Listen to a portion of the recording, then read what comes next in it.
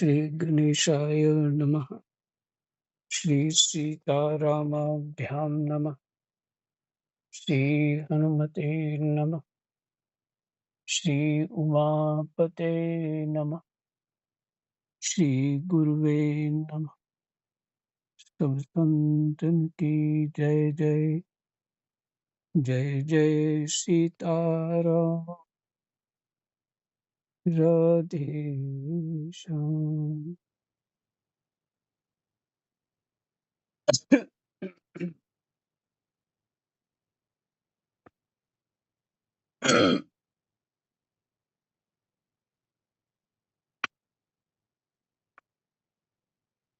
दशम स्कंद 30वां अध्याय और श्लोक नंबर 23 तक पाठ हुआ था।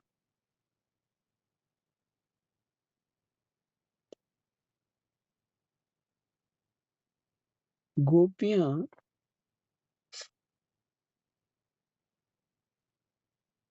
भगवान की लीला, भगवान ने जो लीलाएं करी उनकी नकल करने लगी। अच्छा, इसको भी रास कहते हैं। जब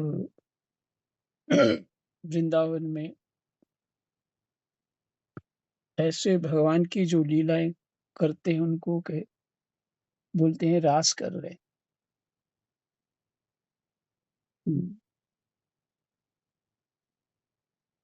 अर्थात उनकी नकल करते हैं। तो गोपियों ने भी वही किया।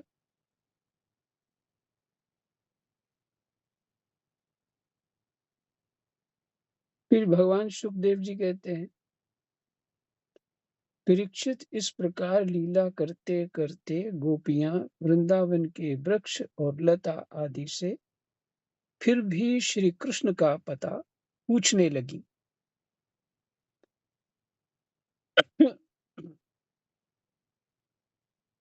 कृष्णाय वासुदेवाय हरे परमात्मने प्रणतः क्लेशनाशाय गोविन्दाय नमः।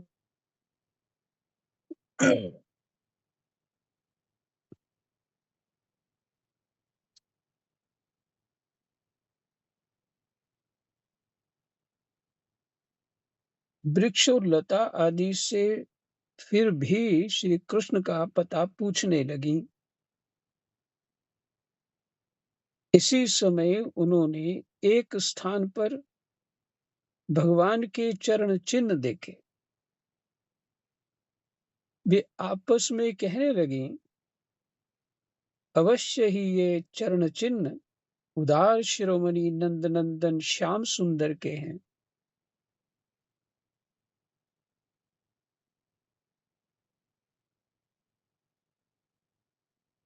क्योंकि इनमें ध्वजा, कमल, वज्र, अंकुश और जो आदि के चिन्ह स्पष्ट ही दिख रहे हैं। और जौ आदि, जौ जो होता है, धान जौ, उसका भी चिन्ह बना।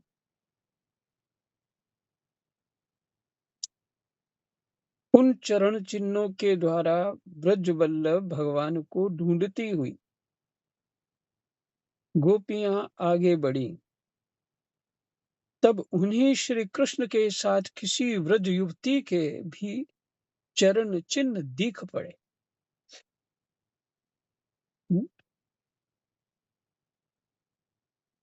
भगवान को चरणों को देखती देखती देखा कि कोई स्त्री के, कोई ब्रज युवती के चरण है इसमें साथ में।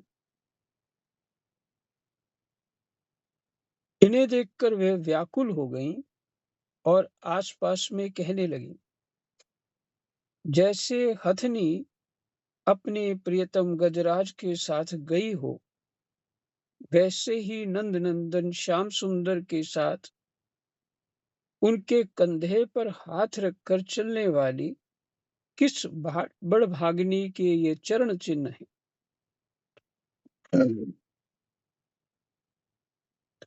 अवश्य ही सर्वशक्तिमान भगवान श्री कृष्ण की यह आराधिका होंगी। कोई ऐसे तो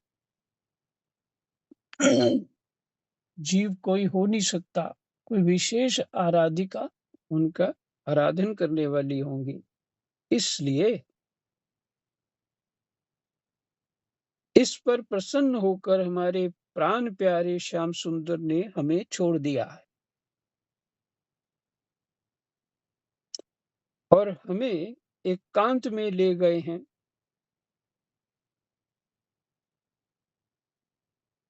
नहीं, हमें छोड़ दिया है और इसे एकांत में ले गए हैं।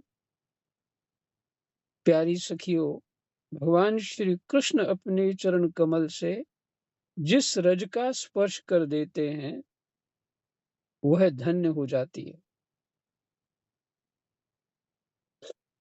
उसके अहोभाग्य हैं, क्योंकि ब्रह्मा शंकर और लक्ष्मी आदि भी अपने अशुभ नष्ट करने के लिए उस रज को अपने सिर पर धारण करते हैं। हरि सखी, चाहे कुछ भी हो,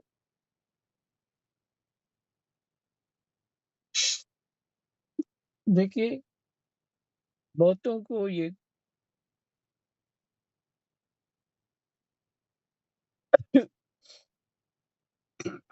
एक भ्रम हो जाता है।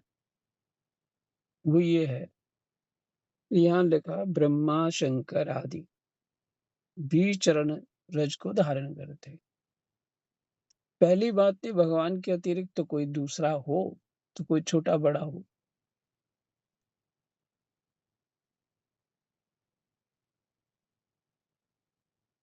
लेकिन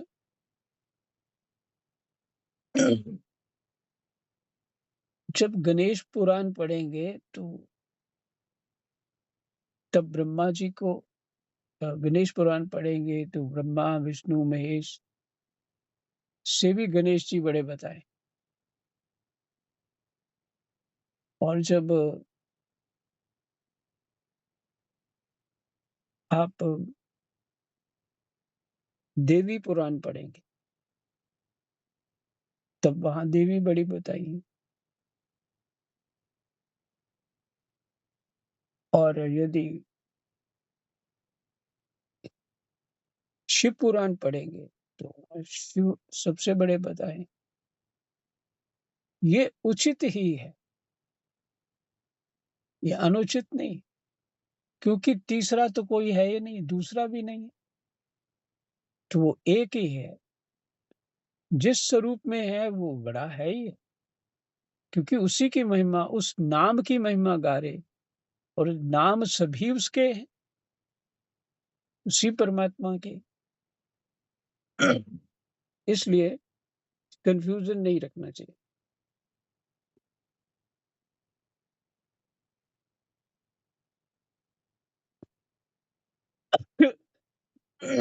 भगवान राम जी उसमें रामायण में वर्णन है, कहते हैं कि जो मेरे में और शंकर में कोई भेद रखता है उसको मेरी प्राप्ति नहीं होती और कष्ट प्राप्त होते हैं। और वहाँ वहाँ रामायण में भगवान राम ही शंकर की पूजा करते हैं।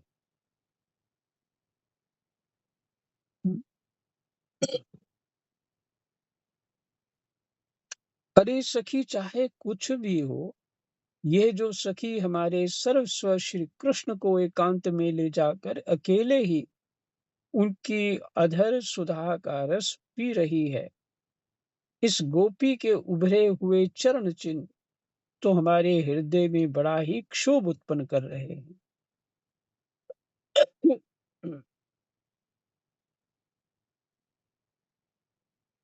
यहाँ उस गोपी के पैर नहीं दिखाई देते। मालूम होता है यहाँ प्यारे श्याम सुंदर ने देखा होगा कि मेरी प्रेयसी के सुकुमार चरण कमलों में घास की नोक गढ़ती होगी। घास की नोक माने घास के जो नोक हैं वो चुभते होंगे।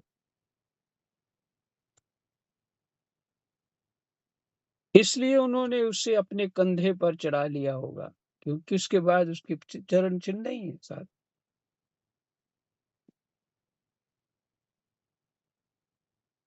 सखियों यहाँ देखो, प्यारे श्री कृष्ण के चरण चिन्ह अधिक गहरे भालू में धसे हुए हैं। इससे सूचित होता है कि यहाँ वे किसी भारी वस्तु को उठाकर चले हैं। उसी के बोझ से उनके पैर जमीन में धस गए। हो न हो यहाँ उस कामी ने अपनी प्रियतमा को अवश्य कंधे पर चढ़ाया होगा।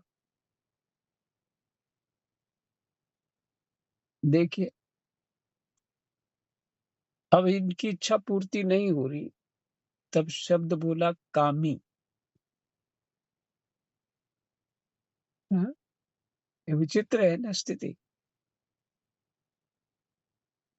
यही स्थिति तो भगवान ठीक करना चाहते हैं।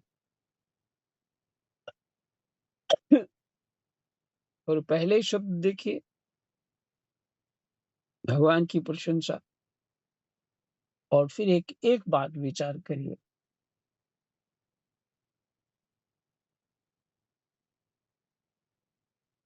ये जगत रूपी रासलीला में एक घटना घट रही है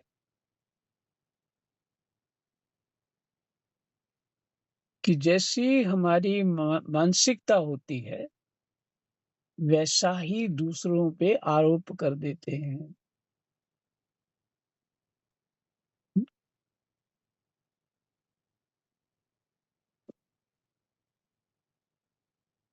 जैसी हमारी मानसिकता होती है, जैसी हमारी चाह होती है, वैसा दूसरों पे आरोप कर देते हैं, हर स्थिति में।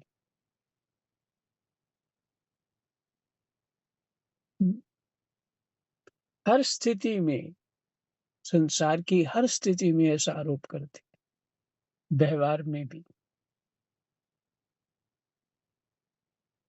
हुँ, इसके मन में ऐसा आया होगा, इसने ऐसा सोचा होगा, इसने इसलिए ऐसा बोला है, अपने से जो कल्पना करते रहते हैं। ये हमारे जो संसार सुखरूप होते हुए दुखरूप भास रहा है, उसका कारण यही अपनी कल्पनाएँ।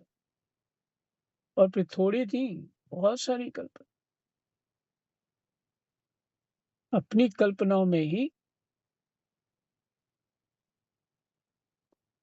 अपने आप को फँसाया हुआ और खुद ही उलझे हुए हैं। जैसे देखो, गोपियों की अमूल्य वस्तु तो अदृश्य है, वो भगवान की लीला है। पर वो अपने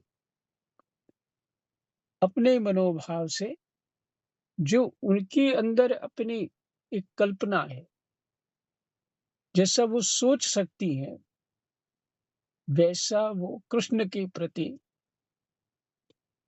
भाव रख रही हैं। ऐसा हुआ, ऐसा हुआ।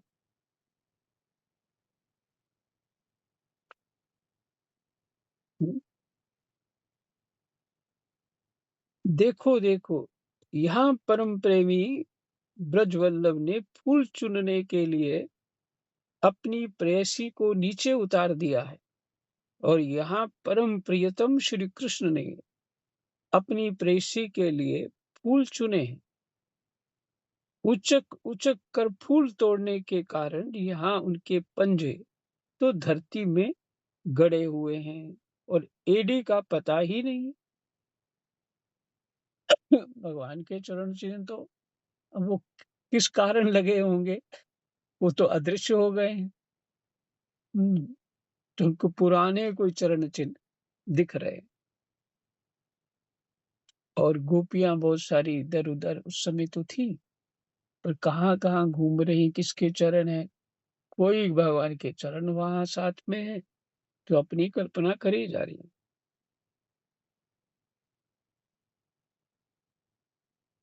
परम प्रेमी श्री कृष्ण ने कामी पुरुष के समान यहाँ अपनी प्रेयसी के केश संवारे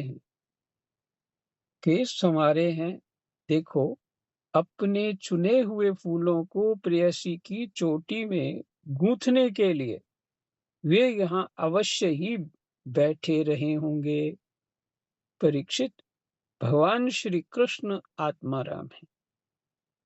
वे अपने आप में ही संतुष्ट और पूर्ण हैं। जब वे अखंड हैं, ये सुखदेव जी बता रहे, जब वे अखंड है, उनमें दूसरा कोई है ही नहीं, तब उनमें काम की कल्पना कैसे हो सकती। फिर भी उन्होंने कामियों की दीनता, स्त्री परवशता और स्त्रियों की कुटिलता दिखलाते हुए वहां उस गोपी के साथ एकांत में क्रीड़ा की थी, एक खेल रचा था।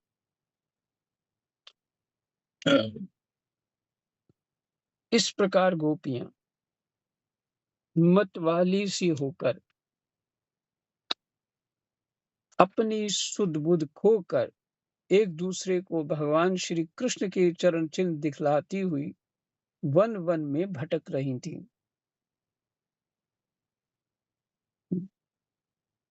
और ज्यादा उनको हृदय में कष्ट हुआ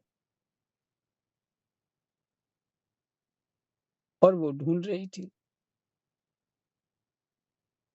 इधर भगवान श्री कृष्ण दूसरी गोपियों को वन में छोड़कर जिस भाग्यवती गोपी को एकांत में ले गए थे, उसने समझा कि मैं ही समस्त गोपियों में श्रेष्ठ हूं।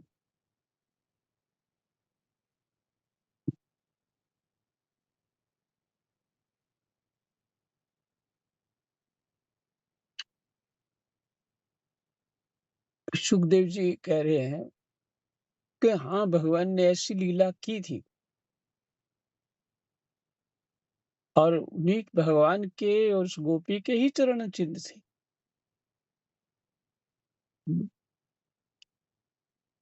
पर भगवान आत्मा राम है, उनको काम से कोई मतलब नहीं।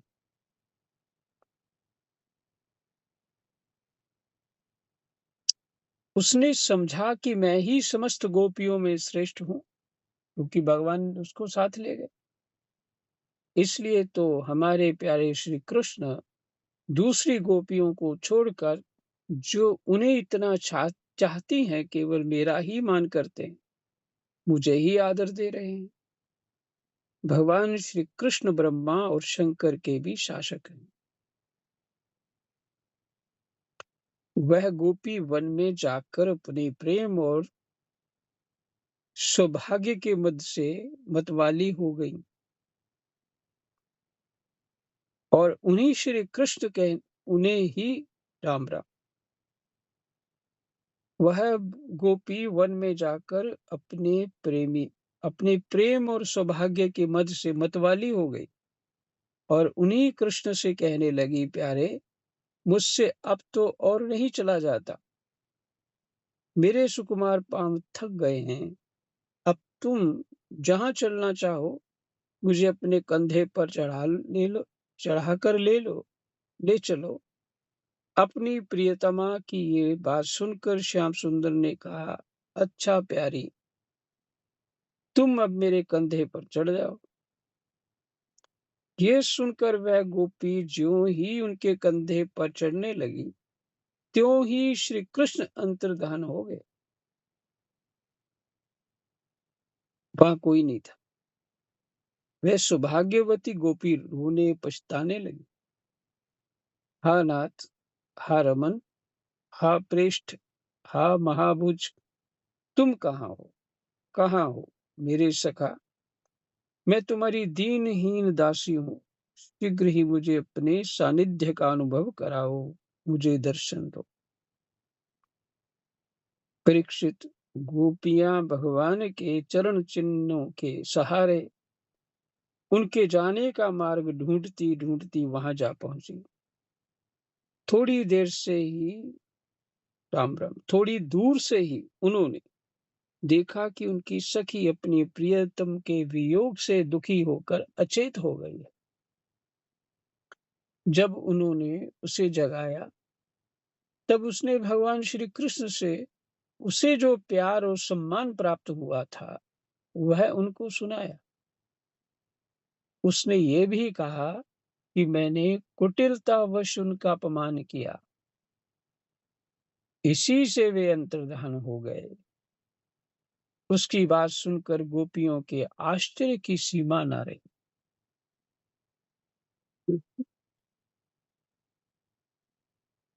राम।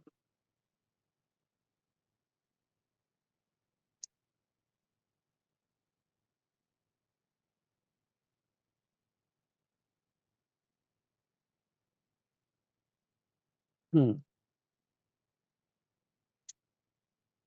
इसके बाद वन में जहां तक चंद्रदेव की चांदनी छिटक रही थी, वहां तक वे उन्हें ढूंढती हुई गईं। परंतु जब उन्होंने देखा कि आगे घना अंधकार है, घोर जंगल है, हम ढूंढती जाएंगी तो श्री कृष्ण और भी उसके अंदर घुस जाएंगे, तब वे उधर से लौट आईं। परीक्षित, गोपियों का मन श्री कृष्णमय हो गया था। उनकी वाणी से कृष्ण चर्चा के अतिरिक्त और कोई बात नहीं निकलती थी।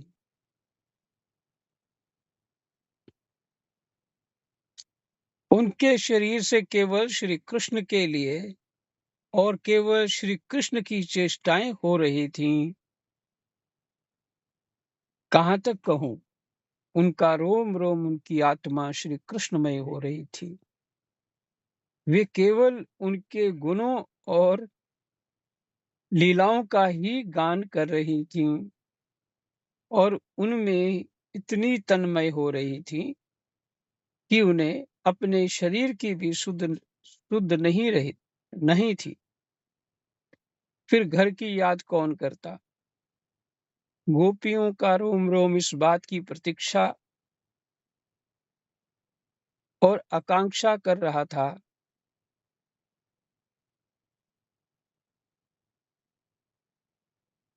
कि जल्दी से श्री कृष्ण आए। श्री कृष्ण की ही भावना में डूबी हुई गोपियां जमुना जी के पावन पुलिन पर रमन रेती में लौट आईं और एक साथ मिलकर श्री कृष्ण के गुणों का गान करने लगीं।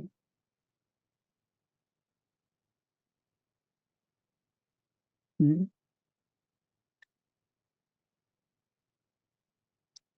ये हमारा 30वां अध्याय विश्राम हुआ। जो मैंने पीछे कहा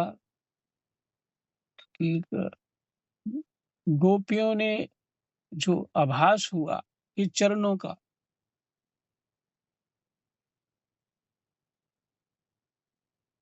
और उस घटना तो भगवान ने, सुखदेव जी कहते हैं वो सत्य घटना है, और मैं कह रहा था वो हो सकता है कि वो सत्य घटना ना हो। और उसी को लेके मैंने दृष्टांत दिया कि हम अपनी कल्पना से कैसे दूसरों के प्रति कैसा भाव बना लेते हैं और फिर स्वतः ही दुखी होते हैं।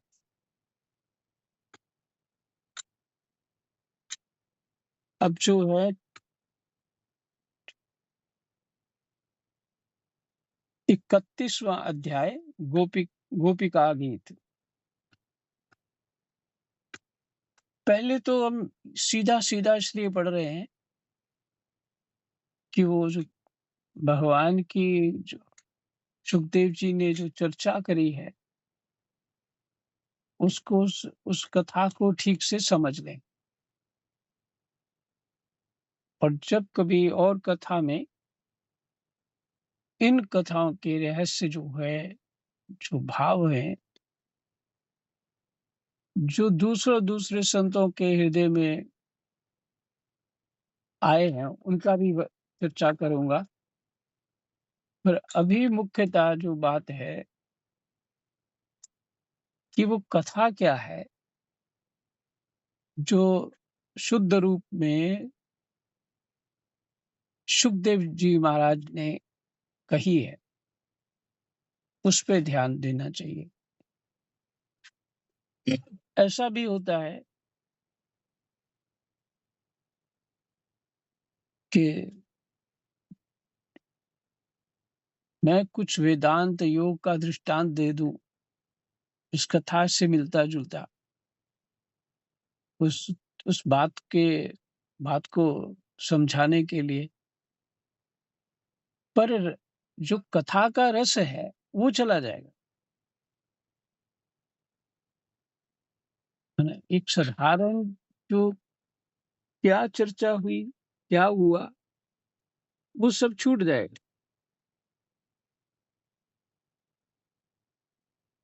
इसलिए ऐसा चित्त में आ रहा था कि नहीं, सीधा सीधा ही कथा सुनाई जाए।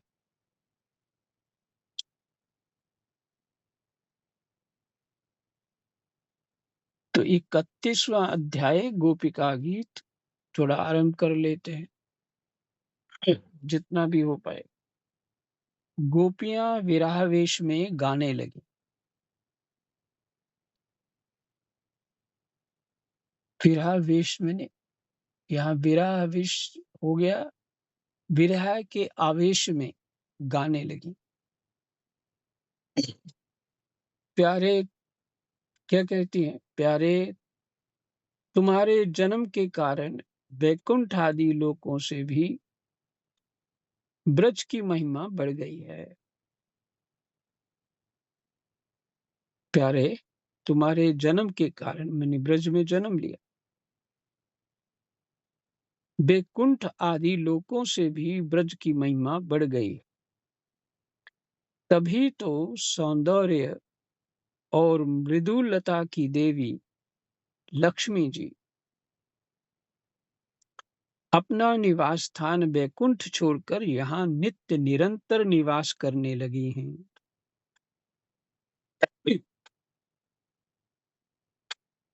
इसकी सेवा करने लगी हैं। परंतु प्रियतम, देखो तुम्हारी गोपियां, जिन्होंने तुम्हारे चरणों में ही अपने प्राण समर्पित कर रखे हैं, वन वन में भटक कर तुम्हें ढूंढ रही हैं। हमारे प्रेम पूर्ण हृदय के स्वामी,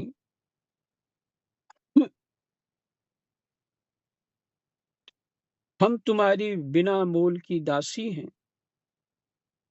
तुम शरतकालीन जलाशय में सुंदर से सुंदर सरसिज की कर्ण्या कर्णिका के सौंदर्य को चुराने वाले नेत्रों से हमें घायल कर चुके हो।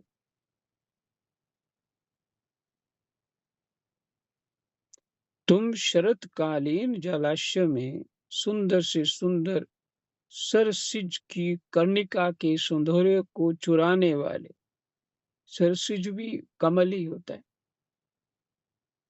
कर्णिका के सौंदर्य को चुराने वाले नेत्रों से हमें घायल कर चुके हो। हमारे मनोरथ पूर्ण करने वाले प्राणेश्वर, क्या नेत्रों से मारना वध नहीं है? अस्त्रों से हत्या करना ही वध है? ये प्रश्न कर रही। पुरुष शिरोमणि यमुना जी के विषैले जल से होने वाली मृत्यु अजगर के रूप में खाने वाले अघासुर, इंद्र की वर्षा, आंधी, बिजली, दावानल, वृषभासुर और व्योमासुर आदि से एवं भिन्न भिन्न अवसरों पर सब प्रकार के भयों से तुमने बार बार हम लोगों की रक्षा की है।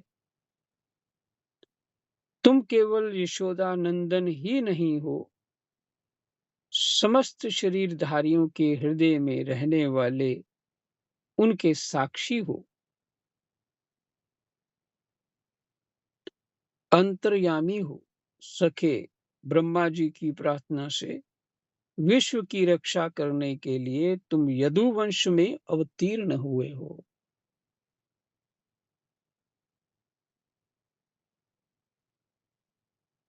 अपने प्रेमियों की अभिलाषा पूर्ण करने वालों में अग्रगण्य यदुवंश शिरोमणे, जो लोग जन्म मृत्यु संसार के चक्कर से डरकर तुम्हारे चरणों की शरण ग्रहण करते हैं, उन्हें तुम्हारे कर कमल अपनी छत्र छाया में लेकर अभय कर देते हैं।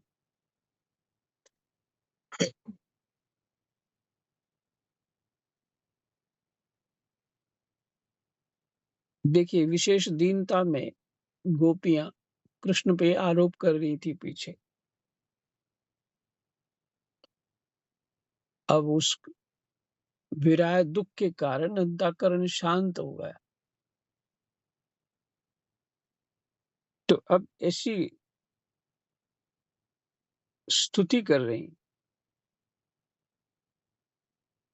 कहती हैं अपने प्रेमियों की अभिलाषा पूर्ण करने वालों में अग्रगण्य यदुवंश शिरोमणि, जो लोग जन्म मृत्यु रूप संसार के चक्कर से डरकर तुम्हारे चरणों की शरण ग्रहण करते हैं, उन्हें तुम्हारे कर कमल अपनी छत्र छाया में लेकर अभय कर देते।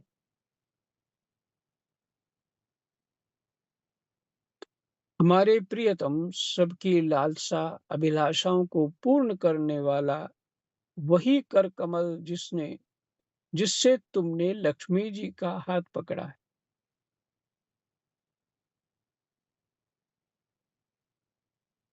कर कमल में हाथी होता है,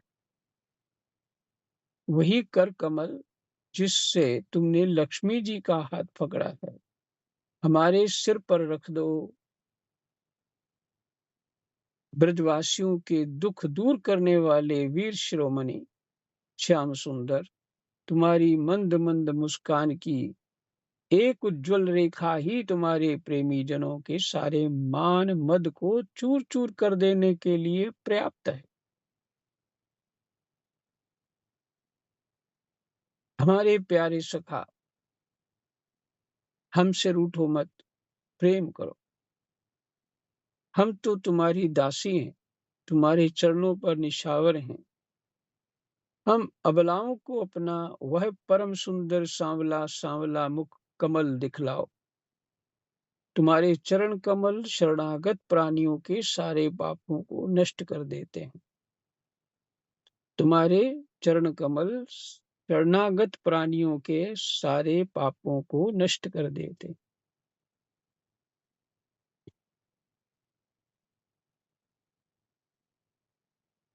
प्रसंग भी है कि जो मेरी शरण में आ जाता है, मैं उसके उन सभी पापों से मुक्त कर देता हूँ। श्लोक है।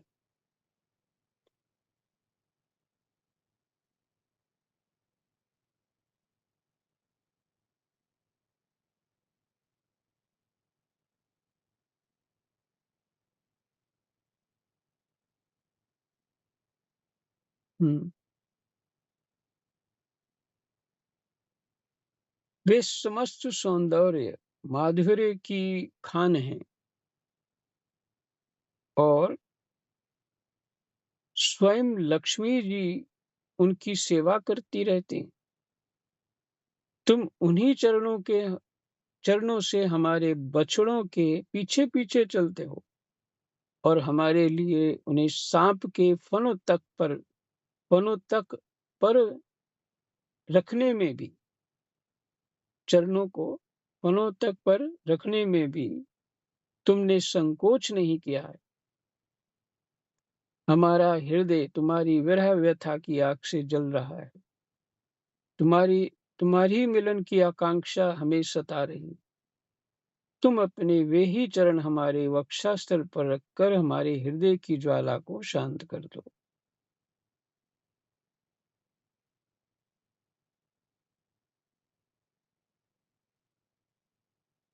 समय हो गया। कमल नयन तुम्हारी वाणी कितनी मधुर है, उसका एक-एक पद, एक-एक शब्द, एक-एक अक्षर मधुराति मधुर है। बड़े-बड़े विद्वान उसमें रम जाते हैं। उस पर अपना सर्वस्व निछावर कर देते हैं। तुम्हारी उसी वाणी का रसास्वादन करके तुम्हारी आज्ञाकारिणी दासी गोपियां मोहित हो रही हैं। दानवीर, अब तुम अपना दिव्य अमृत से भी मधुर अदर रस पिलाकर हमें जीवन दान दो। ये यहीं तक पाठ करके हम गोपिका गीत 8 श्लोक तक। जय जय सीताराम। राधे कृष्णाय वासुदेवाय हरे परमात्मने प्रणतः क्लेशनाशाय गोविन्दाय